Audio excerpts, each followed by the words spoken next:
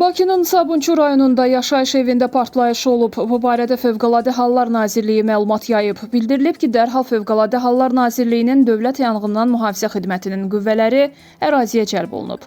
Hadisə yerində əməliyyat şəraitinin qiymətləndirilməsi zamanı ümumi sahəsi 80 kvadrat metr olan bir mərtəbəli 3 otaqlı fərdi yaşayış evində yanğınla nəticələnməyən partlayışın baş verdiyi müəyyən olunub.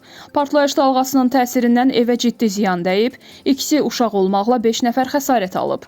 Hazırda 2017-ci il təvəllüdlü şəxsin vəziyyəti kritik ağır, digər 3 nəfərin vəziyyəti isə ağır qiymətləndirilir. Onların hər biri reanimasiya şöbəsinə yerləşdirilib və müalicələri davam etdirilir. Partlayışda xəsarət alan bir nəfərə isə yerində tibbi yardım göstərilib. Hadisə ilə əlaqədar aidiyyatı qurumlar tərəfindən araşdırma aparılır.